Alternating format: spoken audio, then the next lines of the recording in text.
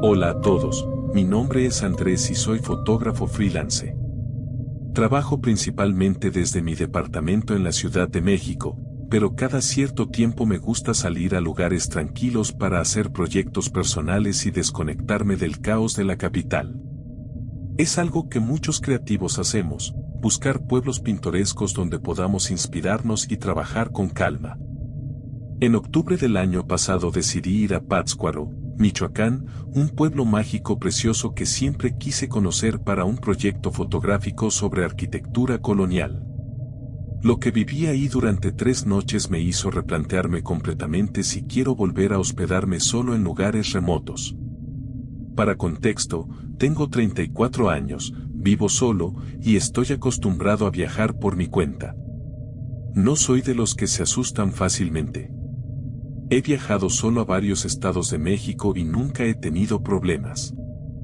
Siempre investigo bien los lugares, leo reseñas en Airbnb y Booking y tomo todas las precauciones necesarias. Para este viaje a Pátzcuaro, reservé una habitación en una casa de huéspedes que encontré en Airbnb. Tenía excelentes calificaciones, 5 estrellas, y las fotos se veían hermosas.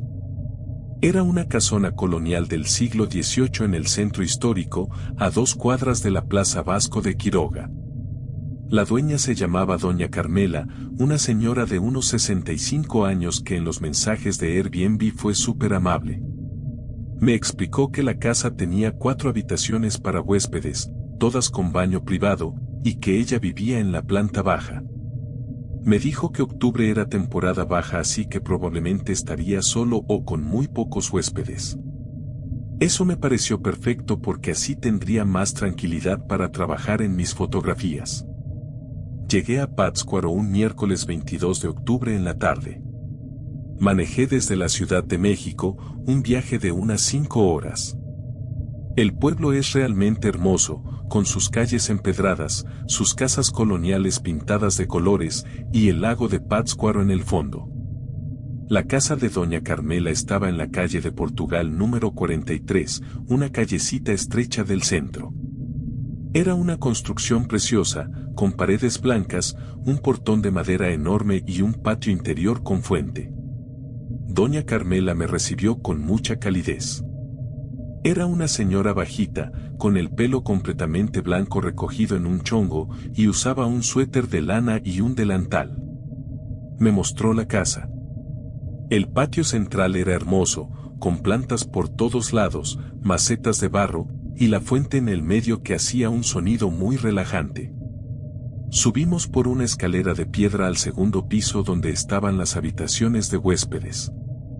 Me tocó la habitación número 3, que daba al patio interior. Era espaciosa, con una cama matrimonial de madera tallada, un escritorio antiguo perfecto para trabajar con mi laptop y revisar fotos, y un baño privado con azulejos de Talavera. ¡Qué bonito todo, Doña Carmela!, le dije mientras dejaba mi mochila con el equipo fotográfico.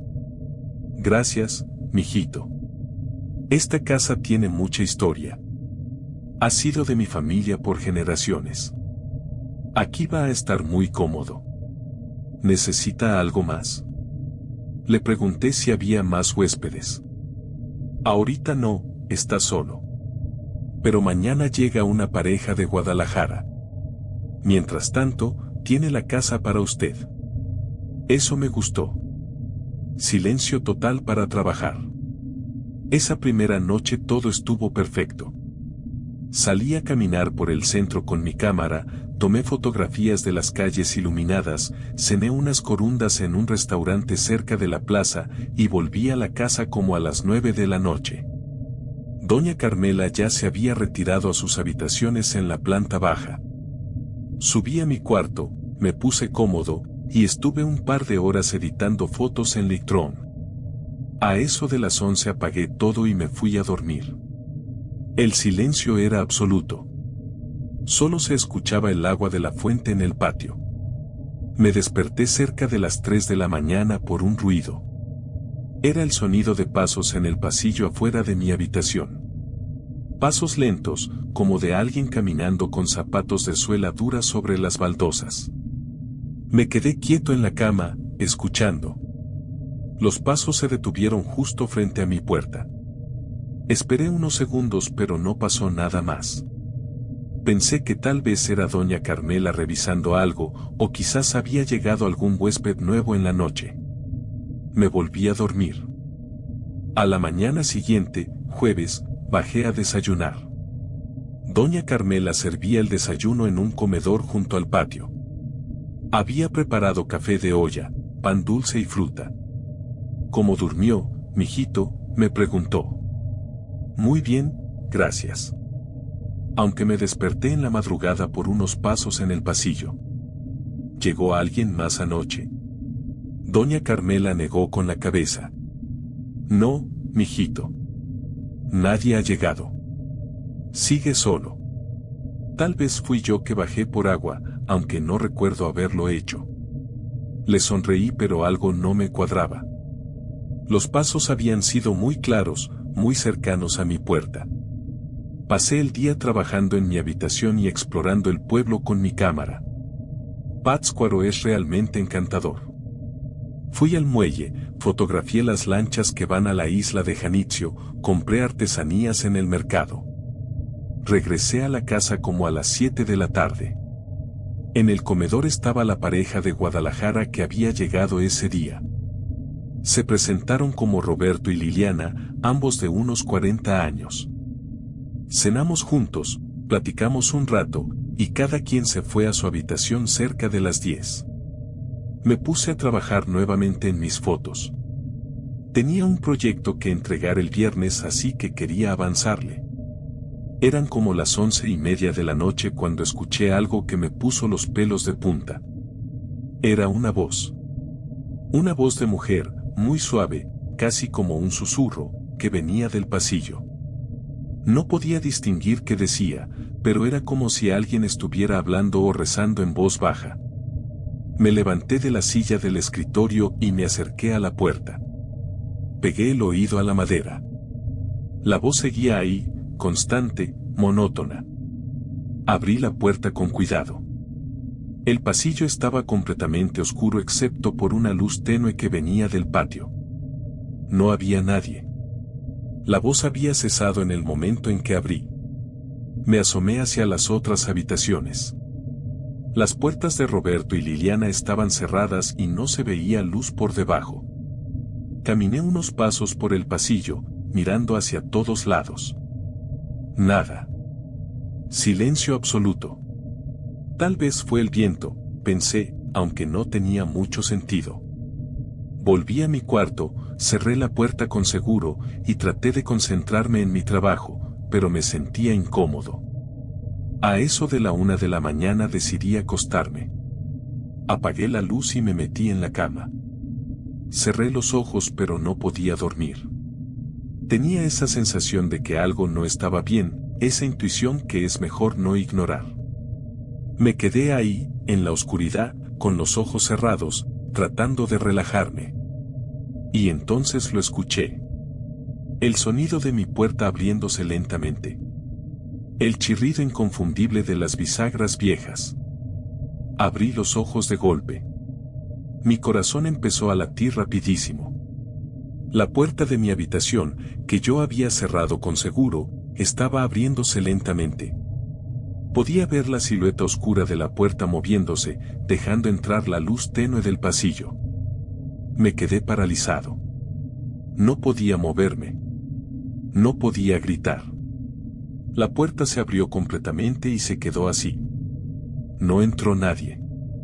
No había nadie en el umbral. Solo la puerta abierta y el pasillo oscuro del otro lado. Me quedé ahí, en la cama, sin atreverme a moverme, mirando fijamente hacia la puerta, esperando ver algo, a alguien. Pasaron tal vez 2 o 3 minutos que se sintieron eternos. Finalmente junté valor, salté de la cama, corrí hacia la puerta, la cerré de golpe y puse el seguro nuevamente. Me recargué contra la puerta, respirando agitadamente. Revisé el seguro. Estaba funcionando perfectamente. No estaba roto ni flojo. Para que esa puerta se abriera, alguien tenía que haber girado el pestillo desde adentro de mi habitación. Pero yo estaba solo. No había nadie más en el cuarto. Encendí todas las luces, revisé el baño, debajo de la cama, el closet. Nada. Estaba completamente solo. No pude dormir el resto de la noche. Me quedé sentado en la cama con todas las luces encendidas hasta que amaneció. A las 7 de la mañana bajé a desayunar. Roberto y Liliana ya estaban ahí. Se veían cansados. ¿Cómo durmieron?, les pregunté. Se miraron entre ellos. Mal, dijo Liliana.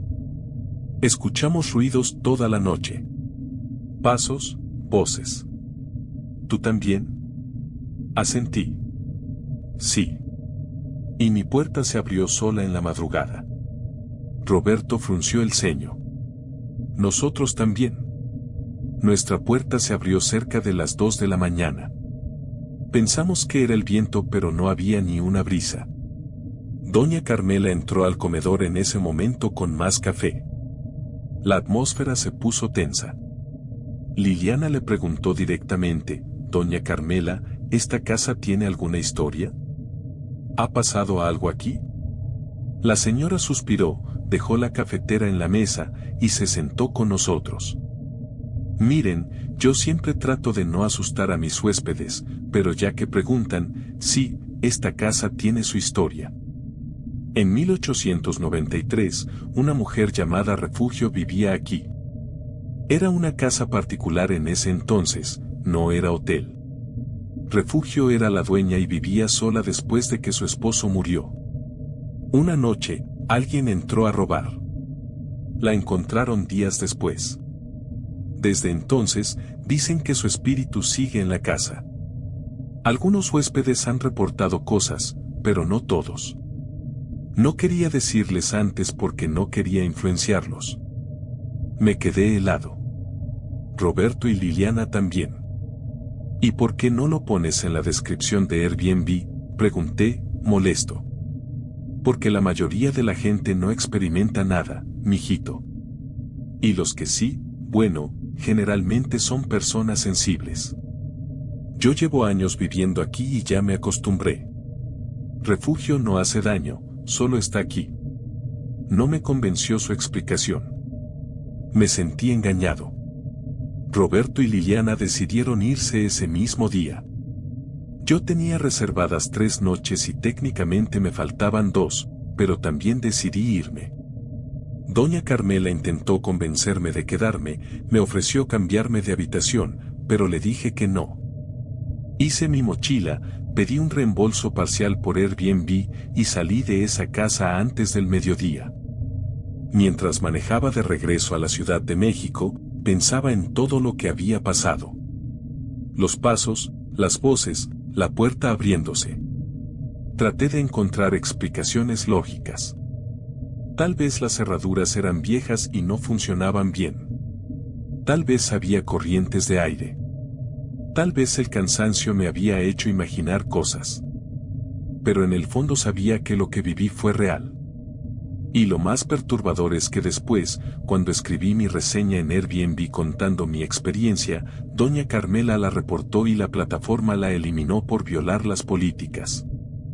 Busqué más reseñas en otros sitios y encontré al menos 5 personas más contando experiencias similares en esa casa. Ahora cuando viajo, investigo no solo las reseñas positivas, sino que busco activamente si hay historias raras sobre los lugares. Y definitivamente nunca más me voy a hospedar en una casa colonial del siglo XVIII sin preguntar primero si alguien murió ahí.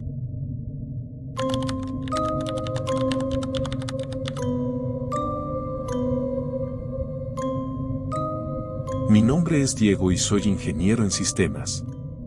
Trabajo para una empresa de tecnología en Monterrey, Nuevo León, pero mi verdadera pasión son los viajes en moto. Tengo una Kawasaki Versys 650 que uso para hacer rutas por todo el norte y centro de México. Me encanta la sensación de libertad que da viajar en moto, conocer pueblos pequeños, hablar con la gente local.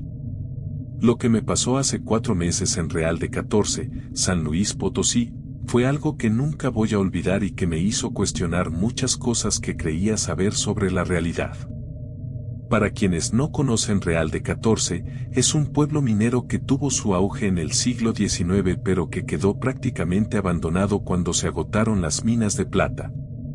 Ahora es un pueblo fantasma a medias, con unas 2.000 personas viviendo ahí, la mayoría dedicadas al turismo. Está en lo alto de la sierra, a 2.750 metros sobre el nivel del mar, y para llegar tienes que atravesar un túnel de 2 kilómetros llamado el Túnel de Ogarrio que fue construido en 1901. Es un lugar muy particular, con una energía rara que muchos describen como mística o espiritual. Yo había querido ir a Real de 14 desde hace años. Finalmente, en agosto pasado, decidí tomarme un fin de semana largo y hacer el viaje. Salí de Monterrey un viernes 6 de agosto muy temprano, como a las 6 de la mañana. El viaje en moto son unas 5 horas, pasando por Matehuala.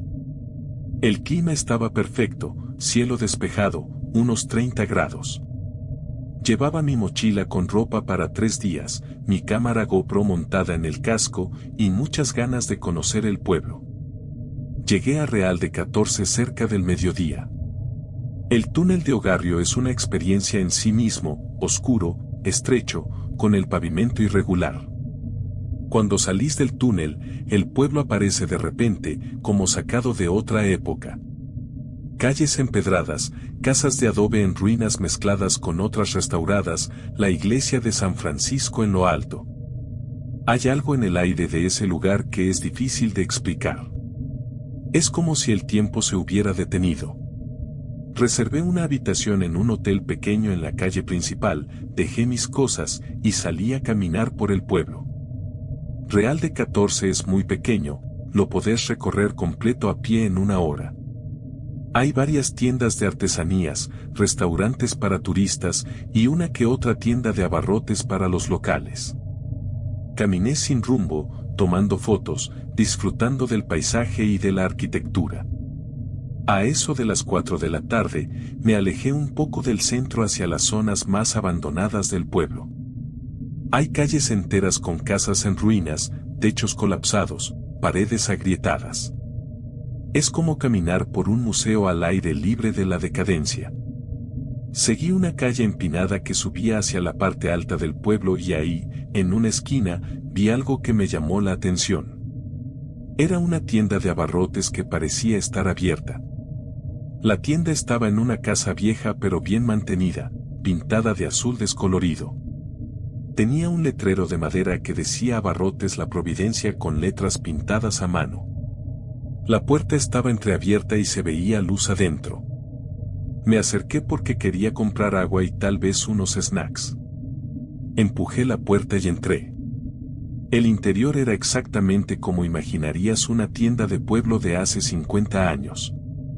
Anaqueles de madera con productos básicos, latas de chiles, frijoles, paquetes de galletas, refrescos en un refrigerador viejo marca Coca-Cola, canastas con fruta. El piso era de baldosas rojas desgastadas. Olía a humedad y a madera vieja. Había un mostrador al fondo con una caja registradora antigua de esas mecánicas que ya no se usan. Detrás del mostrador estaba un señor mayor, tal vez de unos 70 años. Tenía el pelo completamente blanco, la piel muy curtida por el sol, y usaba una camisa de mezclilla y un sombrero de palma que tenía puesto incluso estando adentro. Me miró con ojos muy claros, casi grises, y me saludó con un movimiento de cabeza. Buenas tardes, joven. Su voz era rasposa pero amable. Buenas tardes, respondí. ¿Tiene agua embotellada? Sí, en el refrigerador. Me acerqué al refrigerador y saqué 2 botellas de agua de 1,5 litros. También agarré unas papas Sabritas y unos cacahuates. Llevé todo al mostrador. El señor anotó los precios en un papelito con un lápiz. No usaba calculadora ni nada digital. Sumó todo a mano. Son 45 pesos, joven. Saqué un billete de 50 y se lo di.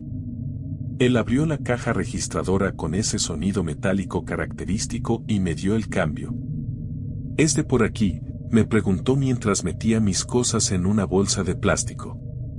No, soy de Monterrey. Vine en moto a conocer el pueblo. Ah, qué bien. Real es un pueblo especial. Tiene mucha historia. Sí, eso he leído. Debe haber visto muchos cambios usted. El señor sonrió levemente. Sí, muchos.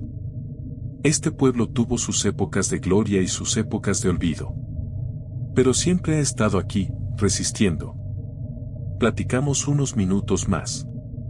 Me contó que su tienda había sido de su familia por generaciones, que su abuelo la había abierto en 1920 cuando todavía había mineros trabajando. Me habló de cómo el pueblo se fue vaciando poco a poco cuando cerraron las minas, de cómo quedaron solo los más tercos o los que no tenían a dónde ir. Era un hombre interesante, con muchas historias. Le agradecí, tomé mi bolsa, y me despedí. Que disfrute su visita, joven. Y tenga cuidado si va a las minas abandonadas. No son seguras. Gracias, lo tendré en cuenta. Salí de la tienda y seguí caminando por el pueblo. Pasé el resto de la tarde explorando, tomé muchas fotos y regresé al hotel cuando empezó a oscurecer. Cené en un restaurante cerca de la plaza, platiqué con otros turistas y me fui a dormir temprano porque quería madrugar al día siguiente para ver el amanecer desde el Cerro del Quemado. El sábado pasó sin nada fuera de lo común. Hice una caminata al cerro, visité la iglesia, recorrí más ruinas. El domingo por la mañana, antes de regresar a Monterrey, decidí caminar una última vez por el pueblo para despedirme. Pasé por la misma calle donde había estado la tienda de abarrotes. Quería comprar más agua para el viaje de regreso. Llegué a la esquina donde había estado Abarrotes La Providencia y me quedé completamente helado. La casa estaba ahí, pintada del mismo azul descolorido, pero la tienda estaba cerrada. Y no cerrada como cuando un negocio no está abierto ese día. Cerrada como si llevara años sin funcionar. La puerta tenía un candado oxidado enorme. Las ventanas estaban cubiertas con tablas de madera viejas, también oxidadas y llenas de polvo. El letrero de Abarrotes La Providencia estaba ahí, pero la pintura estaba tan desgastada que apenas se podía leer. Me acerqué más. Miré por las rendijas entre las tablas de las ventanas. Adentro todo estaba vacío y oscuro. No había anaqueles, no había productos, no había nada. Solo paredes desnudas y polvo. Me quedé ahí parado, confundido, tratando de entender qué estaba viendo. ¿Era la misma casa? Saqué mi celular y busqué en Google Maps la ubicación. Sí, era la misma esquina, la misma casa. Caminé de regreso al centro del pueblo y encontré a un señor mayor sentado en una banca de la plaza. Me acerqué. Disculpe, señor. ¿Usted conoce la tienda de abarrotes que está en la calle de arriba, La Providencia? El hombre me miró con curiosidad. ¿La Providencia? Esa tienda cerró hace más de 30 años, joven. Cuando yo era chamaco todavía estaba abierta, pero el dueño murió y nadie la volvió a abrir. Sentí un escalofrío recorrer mi espalda. ¿El dueño se llamaba cómo? Don Refugio. Refugio Morales. Era un buen hombre. Murió en el 89 o 90, ya no recuerdo bien. ¿Y nadie ha abierto esa tienda desde entonces? No, joven. La casa está abandonada. De hecho, creo que ni siquiera tiene dueño. Los herederos de Don Refugio se fueron del pueblo hace años. Le agradecí al señor y me fui caminando despacio, procesando la información. Mi mente trataba de encontrar una explicación lógica. Tal vez me había confundido de casa. Tal vez era otra tienda. Pero yo tenía muy claro dónde había estado. Recordaba perfectamente la esquina, el color azul de la fachada, el letrero. Regresé una vez más a la casa. La estudié detenidamente. Era exactamente la misma. Misma ubicación, mismo color, mismo letrero. Pero estaba cerrada y abandonada, sin duda alguna. Entonces recordé algo. El viernes, cuando entré a la tienda, había comprado cosas. ¿Dónde estaban? Volví corriendo a mi hotel. Busqué en mi mochila. Ahí estaban las 2 botellas de agua, las papas Sabritas, los cacahuates.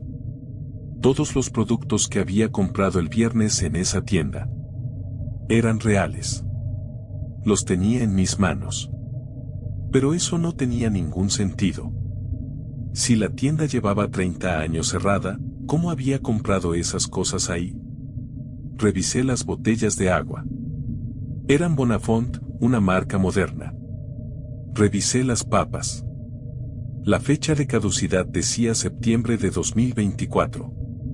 Productos completamente actuales.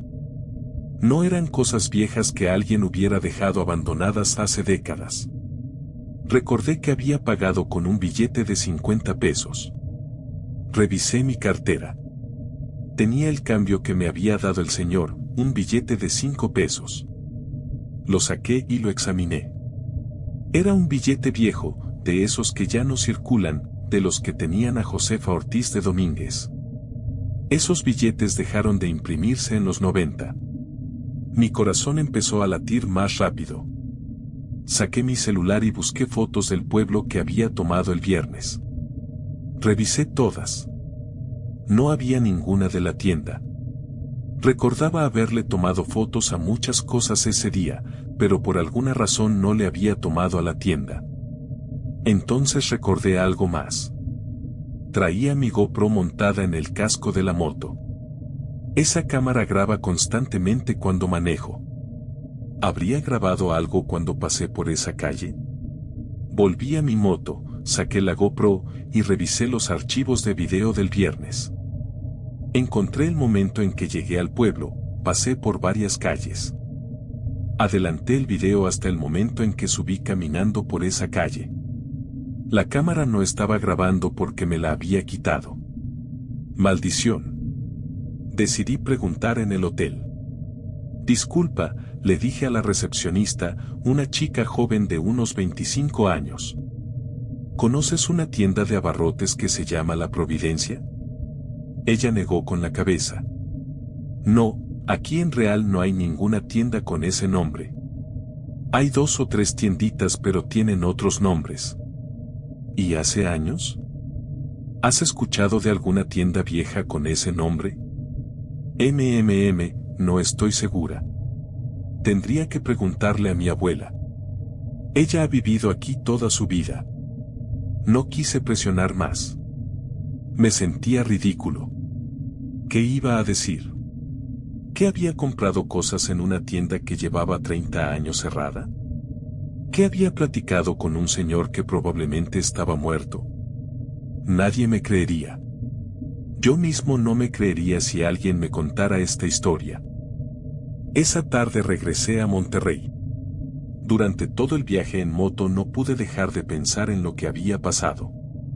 Cuando llegué a mi departamento, puse las botellas de agua, las papas y los cacahuates sobre la mesa de la cocina. Los miré durante varios minutos. Eran reales. Los podía tocar. Los podía abrir y consumir. No eran una alucinación. Guardé el billete de 5 pesos viejo en una caja especial. Es la única prueba física que tengo de que algo inexplicable pasó ese día. He buscado información sobre Don Refugio Morales en internet pero no he encontrado nada. Real de 14 es un pueblo pequeño y no todo está documentado en línea. He pensado en volver, en preguntar más, en investigar. Pero parte de mí tiene miedo de lo que podría encontrar. O peor, de no encontrar nada. Lo único que sé con certeza es que ese viernes 6 de agosto entré a una tienda que no debería estar abierta, compré productos de un hombre que probablemente está muerto hace décadas, y tengo pruebas físicas de que eso pasó. No tengo explicación. No sé si fue un viaje en el tiempo, un portal a otra dimensión, o algo completamente distinto. Lo único que sé es que Real de 14 es, efectivamente, un pueblo muy especial. Y que hay cosas en este mundo que van más allá de nuestra comprensión.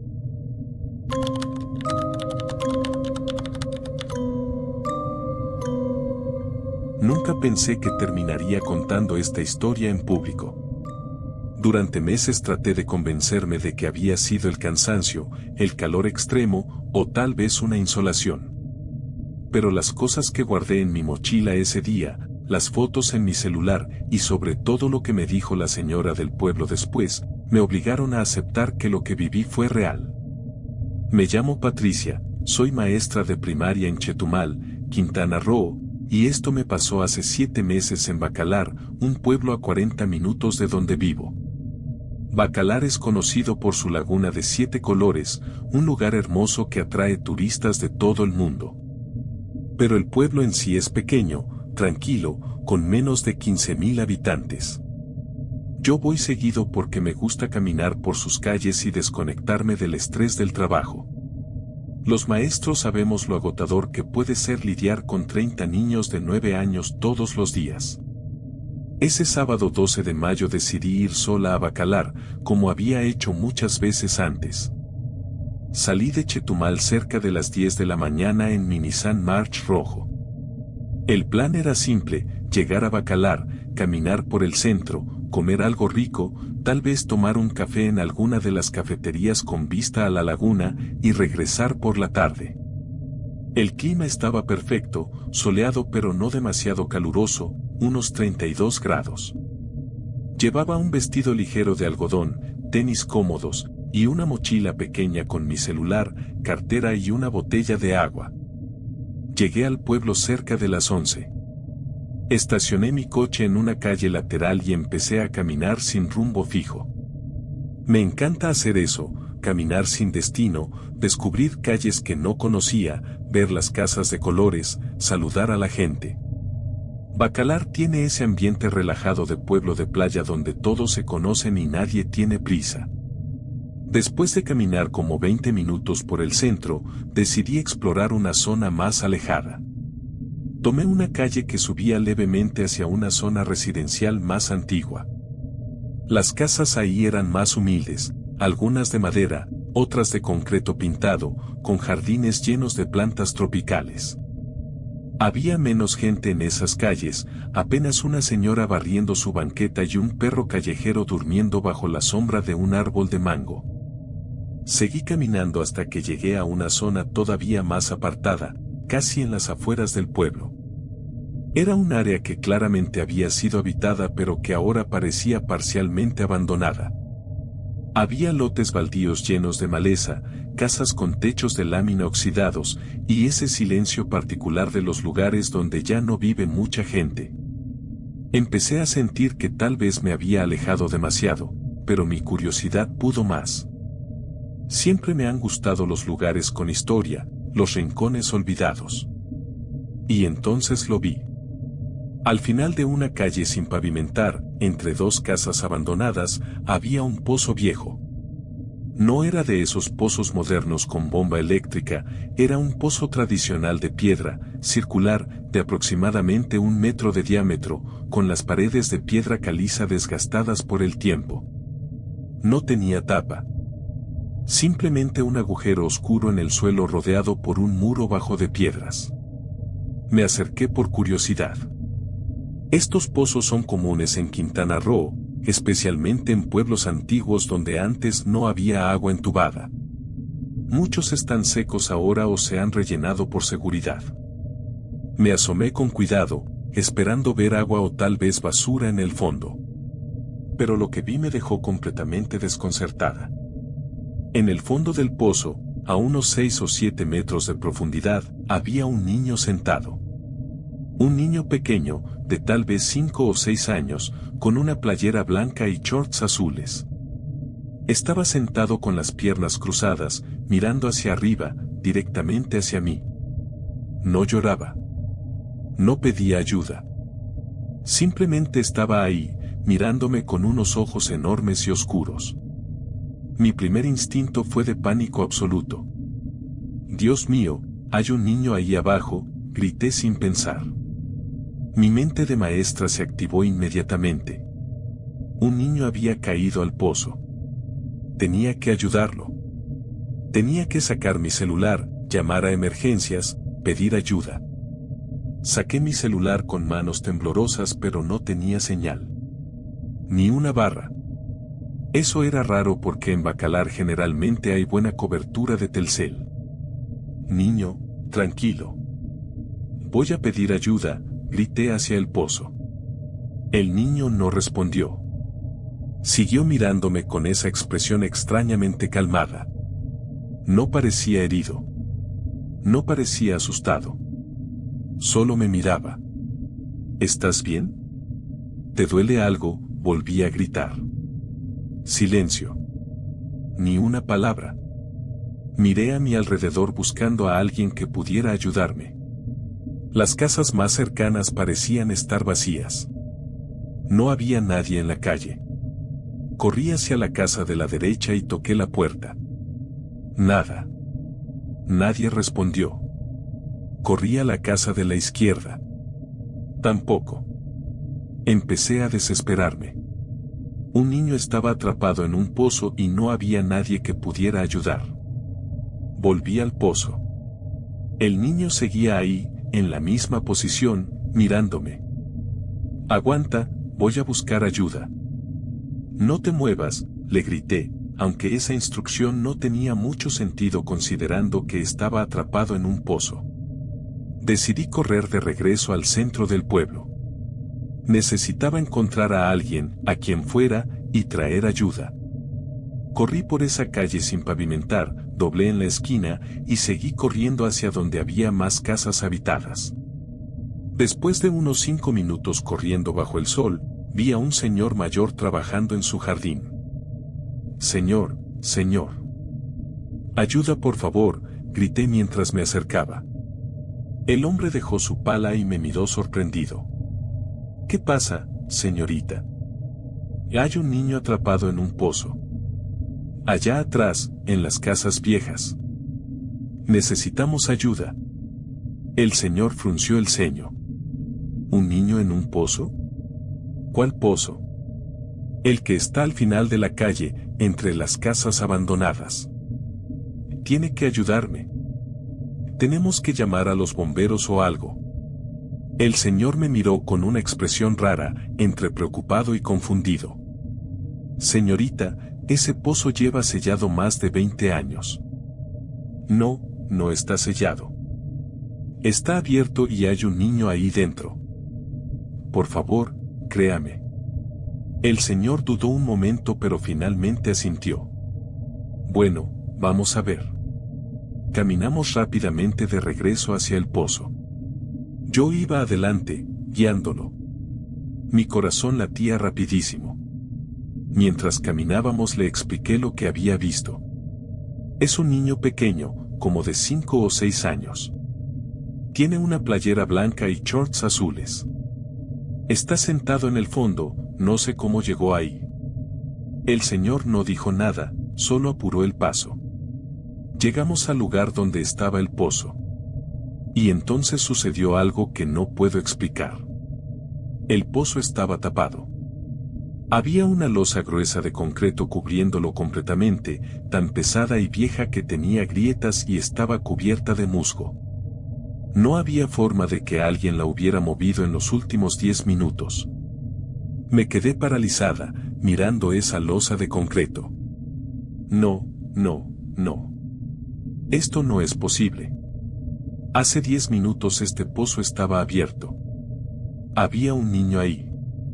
El señor se acercó, examinó la losa, pasó su mano por encima. Señorita, esta tapa tiene años aquí. Mire el musgo, las raíces de plantas creciendo en las grietas. Nadie la ha movido. Pero yo lo vi. Vi al niño. Estaba ahí abajo, mirándome. Mi voz temblaba. El Señor me miró con una expresión que no pude descifrar del todo. Había algo de compasión, pero también algo más. Reconocimiento, tal vez. Señorita, ¿usted es de por aquí? Soy de Chetumal. Vengo seguido a Bacalar, pero no vivo aquí. El Señor suspiró profundamente. Mire, no quiero asustarla, pero usted no es la primera persona que ve a ese niño en este pozo. Sentí un escalofrío recorrer toda mi espalda. ¿Qué? Ese pozo se selló en 2003. Antes de eso, en el año 2001, un niño de 5 años cayó ahí. Se llamaba Emiliano. Lo encontraron 3 días después. No sobrevivió. Desde entonces, varias personas han reportado ver a un niño en ese pozo, siempre cuando el pozo está claramente sellado. No podía creer lo que estaba escuchando. ¿Me está diciendo que vi un fantasma? No sé qué vio, señorita. Solo sé que usted no es la primera. Mi propia hija lo vio hace como 7 años. Ella también corrió a pedir ayuda, igual que usted. Y cuando regresamos, el pozo estaba sellado, como siempre ha estado. Me senté en el suelo porque las piernas no me sostenían. El Señor se sentó a mi lado. ¿Por qué pasa esto?, le pregunté. Nadie lo sabe con certeza. Algunos dicen que es el espíritu de Emiliano, que no puede descansar. Otros dicen que es una especie de memoria del lugar, como una grabación que se repite. Yo no sé qué creer. Solo sé qué pasa. Pero se sentía tan real. El niño estaba ahí. Lo vi con mis propios ojos. Lo sé. Todos los que lo han visto dicen lo mismo. Nos quedamos en silencio un momento. Luego el Señor añadió, si sirve de algo, dicen que el niño solo se le aparece a personas de buen corazón. Como que está buscando ayuda, aunque ya no se le puede dar. Saqué mi celular. Ahora sí tenía señal, 3 barras completas. Tomé fotos del pozo sellado, de la losa de concreto cubierta de musgo. No sé por qué, tal vez para tener alguna prueba de lo que estaba viendo ahora. El Señor me acompañó de regreso al centro del pueblo. Me invitó un vaso de agua en su casa y me presentó a su esposa, doña Lupita. Le conté todo. Ella asintió con tristeza. Es la tragedia de este pueblo. El pobrecito de Emiliano. Todos lo recuerdan. Me quedé en Bacalar un par de horas más, pero ya no pude disfrutar. Me sentía perturbada, confundida. Cuando regresé a mi coche, revisé las fotos de mi celular. Tenía las fotos del pozo sellado, pero también, y esto es lo que más me perturba, tenía fotos de antes. Fotos que no recordaba haber tomado. Fotos del pozo abierto. 2 fotos donde se veía claramente el agujero oscuro, aunque no se alcanzaba a ver el niño en el fondo porque estaba demasiado oscuro. ¿Cuándo tomé esas fotos? No lo recuerdo. Pero están ahí, en mi galería, con fecha y hora del 12 de mayo a las 11:47 de la mañana. Prueba de que el pozo estuvo abierto, al menos para mí, al menos en ese momento. He vuelto a Bacalar 2 veces desde entonces, pero no he regresado a esa calle. No me atrevo. En internet busqué información sobre Emiliano y encontré una nota vieja de un periódico local del 2001. Efectivamente, un niño de 5 años llamado Emiliano Sánchez murió al caer en un pozo abandonado en Bacalar. La foto del niño en el periódico es borrosa, en blanco y negro, pero juro que es el mismo niño que vi ese día. La misma cara, los mismos ojos enormes. No sé qué fue lo que viví. No sé si fue un fantasma, una proyección mental, o algo que no tiene nombre en nuestro vocabulario. Lo único que sé es que ese niño necesitaba ayuda, y yo no pude dársela. Nadie puede. Y eso es lo que más me duele. Como maestra, mi instinto es proteger a los niños, ayudarlos. Pero a ese niño no lo puedo ayudar. Solo está ahí, atrapado en un momento terrible, repitiéndose una y otra vez. Y yo cargo con esa imagen en mi memoria, sabiendo que hay cosas en este mundo que están más allá de nuestra capacidad de intervenir.